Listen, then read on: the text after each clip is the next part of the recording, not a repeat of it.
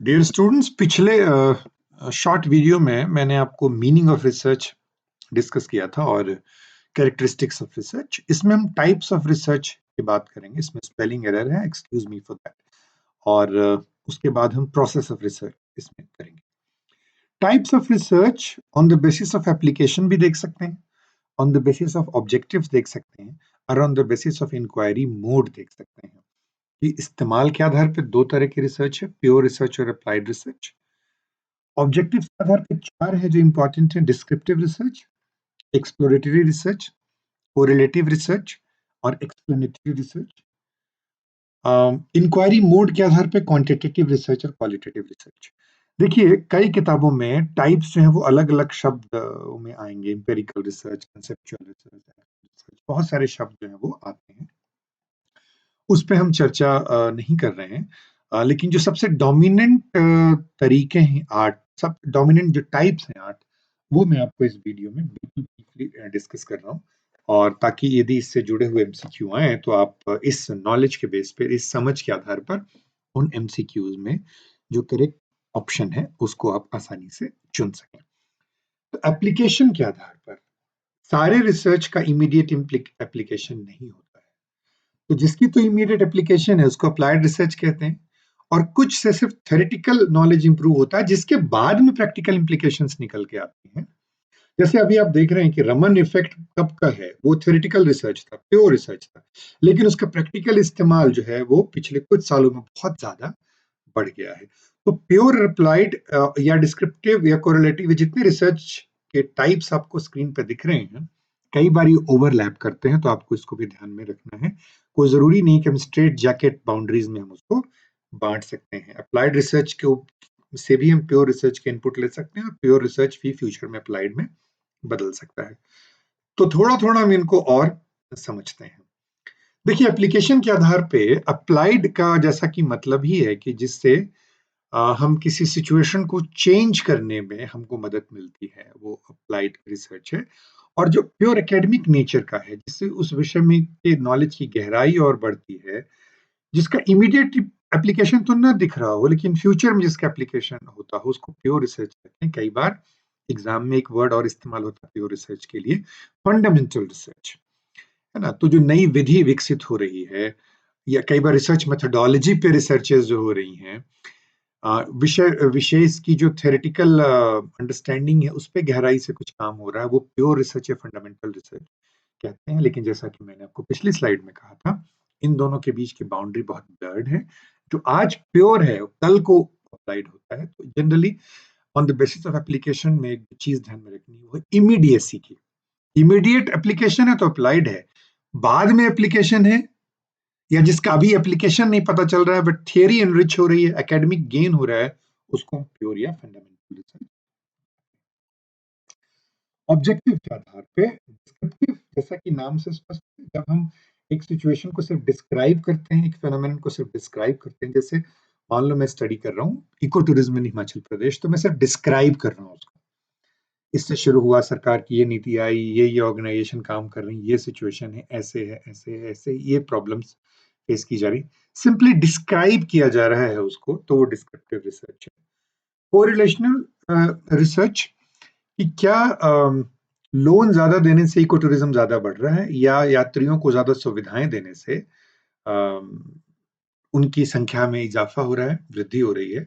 वो कोरिलेशन है जब दो या दो से ज्यादा वेरिएबल के आपस के रिश्ते को देख रहे हैं, कि जैसे जैसे गर्ल्स की एजुकेशन बढ़ रही है, उस वैसे वैसे उस इलाके की जो बर्थ रेट है वो घट रही है। ये दोनों के बीच का रिश्ता, जैसे जैसे करियर गाइडेंस बढ़ रही है वैसे वैसे अनएम्प्लॉयमेंट घट रहा है।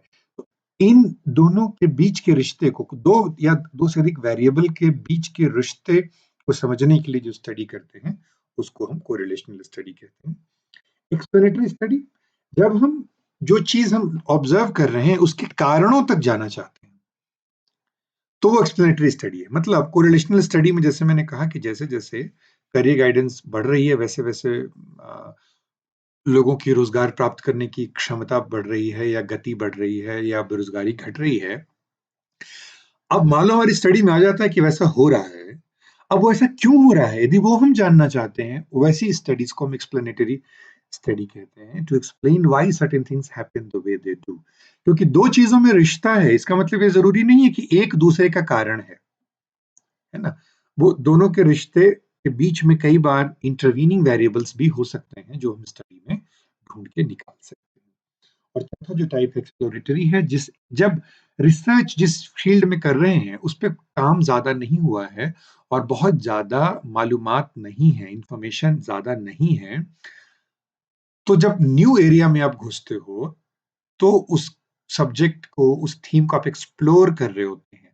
तो एक्सप्लोरेटरी रिसर्च कब इस्तेमाल होता है? जब बहुत कम पता हो या नहीं पता हो किसी क्षेत्र के बारे में। जैसे मेरे खुद की जो डॉक्टोरल वर्क है, उसमें मैंने जो टॉपिक में ही वर्ड इस्तेमाल किया है, exploratory study in development geography. Exploratory का मतलब ये उस फील्ड में जिसमें मैं काम कर रहा हूँ बहुत ज्यादा पता नहीं है। तो अल्टीमेटली एक्सप्लोरेटरी स्टडी का एक उद्देश्य होता है इस फील्ड में स्टडी के क्वेश्चंस पूछने का है, ये क्या है, ये पता करना, है ना? तो हमें कई बार जिस फील्ड के बारे में ज़्यादा जानकारी नहीं होती, हमें ये भी नहीं पता होता कि एक्चुअली इसमें जानना क्या है। तो वो जो स्टडी करते हैं, वो एक्सप्लोरेटरी स्टडी है। एक टेबल मैं अगली स्लाइड में आपको दिखा रहा हूँ, जिसमें कि एक्चुअली इन्हीं शब्दों को टाइप ऑफ रिसर्च ना बोल करके रिसर्च डिज़ाइन कहा गया है।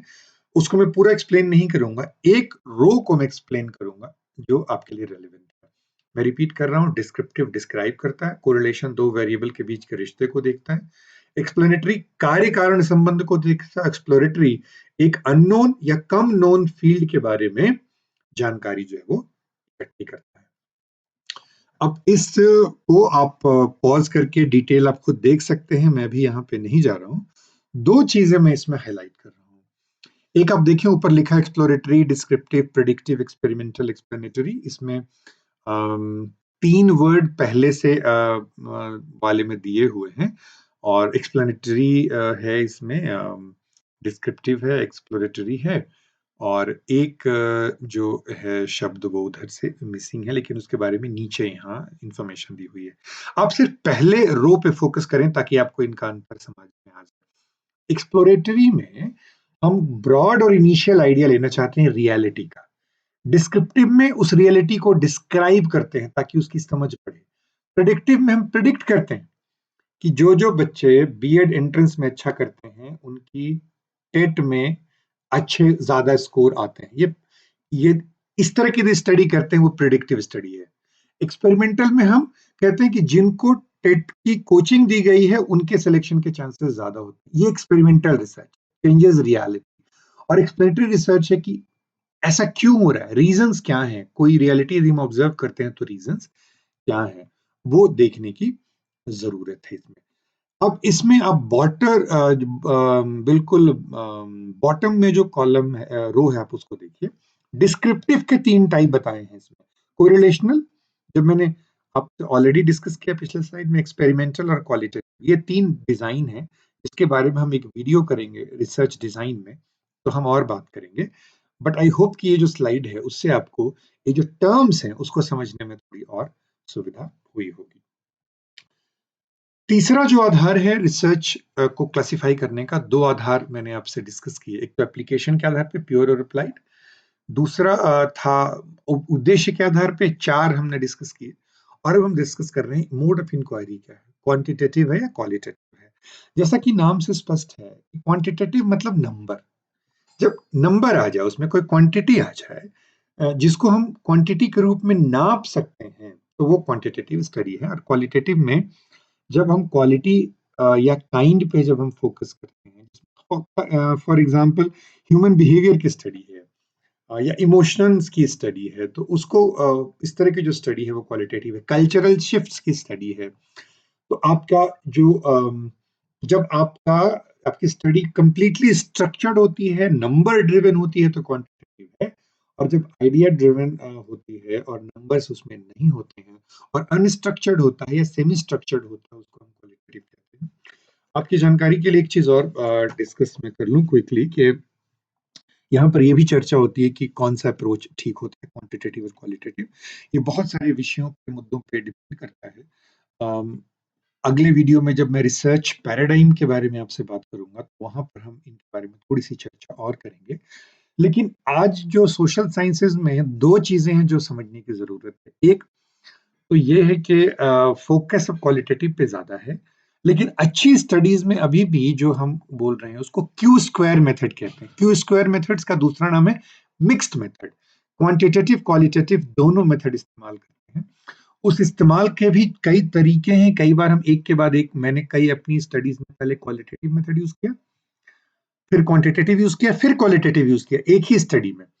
क्वालिटेटिव से मुझे पता चला कि उसमें पूछना क्या है, क्वांटिटेटिव से मुझे एग्ज़ैक्टली नंबर्स मिले और वो क्वांटिटेटिव से जो मेरा जो आउटकम है, वो सही है कि नहीं, फिर से मैंने चेक करने के लिए क्वालिटेटिव मेथड यूज़ किया। एक टर्म मैं यहीं आपसे डिस्कस कर दूँ, आगे मौका लगेगा तो और चर्चा करेंगे, चूँकि मुझे अभी वो याद आ रही है, तो मुझे लग रहा है मुझे अभी चर्चा कर लेनी चाहिए। रिसर्च में एक टर्म इस्तेमाल करते हैं ट्रायंगुलेशन। ट्रायंगुलेशन का मतलब ये है कि आपने एक विधि, एक टूल, एक अप्रोच से जो निष्कर्ष निकाला है, उस निष्कर्ष को की वैलिडिटी को किसी और मेथड और टूल और सोर्सेस से क्रॉस चेक करना। और जब मल्टीपल सोर्सेस से सेम रिजल्ट नहीं आता, तब तक हम रिजल्ट को वैलिड नहीं मानते। कई बार ये जो प्रोसेस है ट्रायंगुलेशन, उससे एमसीक्यू में क्वेश्चन पूछे जाते हैं। तो आई होप आपको ट्रायंगुलेशन समझ में आ गया होगा। मैं आपको एक प्रैक्टिकल एग्जांपल देके बताता हूँ। मैंने एक स्टूडेंट की साइकोलॉजिकल साइकोमेट्रिक असेसमेंट की उसकी इंटरेस्ट के बारे में, तो मुझे कुछ इंटरेस्ट निकल के आया। ये क्वांटिटेटिव थी। फिर मैंने उसके पेरेंट्स से पता किया, फिर मैंने उसके दोस्तों से पता किया, फिर जो टीचर उनको पढ़ाते हैं उनसे पता किया। तो हर जगह से सेम इंटरेस्ट निकल के आ रहा है। तो अब आप देख रहे हो क्या कर रहा हूँ मैं, ट्रायंगुलेट कर रहा हूँ डेटा को, ताकि मैं एक कंक्लूजन पहुंच पाऊँ। नेट में एक टॉपिक जिस पे बहुत सारे क्वेश्चंस पूछे जाते हैं वो एक्शन रिसर्च है। आप संक्षेप में समझ लें एक्शन रिसर्च क्या है और उससे एक जो सवाल पूछा जाता है उसके एक्शन रिसर्च साइकिल के बारे में पूछा जाता है, तो हम थोड़ा समय इस पे लगाते हैं। आप इसको समझ लें कि ये अप्लाइड रिसर्च का स्पेशल टाइप है। अप्लाइड रिसर्च का स्पेशल टाइप है, आप इसको इस तरह से समझें।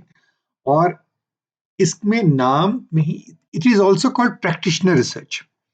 जब हम किसी प्रैक्टिस को इंप्रूव करने के लिए जो रिसर्च करते हैं, टीचर्स के लिए एक्शन रिसर्च बहुत इंपॉर्टेंट जो है वो माना जाता है। अम, इसमें एक्शन है, इवैल्यूएशन है, क्रिटिकल रिफ्लेक्शन है based on evidence that we gather. देखो एक चीज इसको समझने के लिए ठीक से समझ लो, एक्शन रिसर्चर में, या जैसे मैं पहले आपको अप्लाइड रिसर्च का जनरल आइडिया देता हूँ। मैंने स्टडी की है हिमाचल में इको टूरिज्म की, तो उसके आधार पे निष्कर्ष निकला कि इको टूरिज्म को इम्प्रूव करने के लिए सरकार को ये कदम उठाने हैं। अब आप देख रहे हो क्या, मैं रिसर्चर्स हूँ, मैं गवर्नमेंट नहीं हूँ, तो मैंने सलाह दी, लेकिन मेरी सलाह कैसी है, अप्लाइड लेवल की सलाह। जब रिसर्चर और प्रैक्टिशनर एक ही हो, उस समय जो हम रिसर्च करते हैं वो एक्शन रिसर्च। फॉर एग्जाम्पल, मैं स्टूडेंट्स को मैप का कॉन्सेप्ट समझा रहा हूँ और एक विधि मैंने इस्तेमाल की उसको समझाने के लिए, कुछ बच्चों को आया, कुछ को समझ में नहीं आया। फिर मैंने देखा कि क्यों ऐसा हो रहा है, फिर मैंने विधि बदली, फिर मैंने देखा कि जो बच्चों को समझ में नहीं आ रहा था वो उनको समझ में आने लगा। ये क्या हो रहा है कि मैं एक विधि अपना करके डाटा इकट्ठा कर रहा हूँ, विधि बदल के फिर से चेक कर रहा हूँ, फिर डाटा इकट्ठा कर रहा हूँ, और इस प्रक्रिया में मैं अपनी टीचिंग प्रैक्टिस को इंप्रूव कर रहा हूँ। ये जो है, this is known as action research. So it is also called practitioner research. अब देखो एक जो तीसरी बुलेट पॉइंट में आप देखें, एक्शन रिसर्च क्या है, डिसिप्लिन्ड प्रोसेस है। डिसिप्लिन प्रोसेस मतलब रिगरस कंट्रोल्ड प्रोसेस है, मतलब साइंटिफिक प्रोसेस है। और ये किनके द्वारा की जाती है और किनके लिए की जाती है, जो एक्शन ले रहा है वही रिसर्चर है जो अपने लिए कर रहा है। समझ में आ रहा है, एक्शन रिसर्चर में रिसर्चर, प्रैक्टिशनर, अल्टीमेट बेनिफिशियरी सब एक ही व्यक्ति हैं या एक ही सिस्टम है, एक ही ग्रुप है, वो एक्शन रिसर्च है। और अल्टीमेटली पर्पस क्या है, रिसर्चर और एक्टर एक ही है, ताकि प्रैक्टिस जो है वो इंप्रूव हो जाए, उसका एक्शन जो है वो इंप्रूव हो जाए, है ना। तो आई होप आपको एक्शन रिसर्च समझ में आ गया होगा। एक क्वेश्चन और इससे आता है एक्शन रिसर्च की साइकिल के बारे में। देखिए इसकी साइकिल के बारे में कोई आम राय नहीं है, अलग अलग विद्वानों ने अलग अलग तरीके से इसको देखा है। मैं आपको दो क्विक मेथड्स आपसे डिस्कस करता हूं और उसके आधार पर आप इससे जुड़े हुए किसी भी क्वेश्चन को आंसर कर देंगे, ऐसा मेरा विश्वास है। एक व्यक्ति ने, आप जो पहला वाला है उसको आप देखें, उसको स्पाइरल के रूप में देखा है। आप देख रहे हैं कि 4 स्टेप्स हैं। पहले हम ऑब्जर्व करते हैं कि फेनोमेनन है क्या? मैं देख रहा हूँ कि मैं बच्चों को उच्चारण सिखा रहा हूँ और बहुत बच्चे जो है गड़बड़ियाँ कर रहे हैं एक मेथड से। फिर मैं मेथड बदल के फिर डाटा इकट्ठा करता हूँ। पहला पार्ट क्या है? ऑब्जर्वेशन, डेटा कलेक्शन की। फिर जो डेटा आया उस पे मैं चिंतन करता हूँ, उसके आधार पे मैं नई योजना बनाता हूँ, उसको मैं इम्प्लीमेंट करता हूँ। यदि वो इम्प्लीमेंटेशन में प्रैक्टिस हमारी 100% इंप्रूव होगी, जो यूजुअली पहले राउंड में होती नहीं है, 70, 60, 40 होती है, उसके आधार पे मैं दोबारा ऑब्जर्व करता हूँ, आंकड़ों को दोबारा देखता हूँ, उस पे चिंतन करता हूँ, फिर प्लान करता हूँ, फिर एक्ट करता हूँ। अब देख रहे हैं कि ये स्पाइरल फॉर्म में चलता रहता है, ऑब्जर्व, रिफ्लेक्ट, प्लान, एक्ट। अब आप ध्यान रखना कि ये स्टेप नहीं है, ये साइकिल है, स्पाइरल है बल्कि।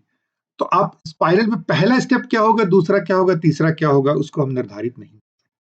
अब आप दूसरे डायग्राम को देखें, इसमें clear cut cycle 1, cycle 2, cycle 3 लिखा हुआ है।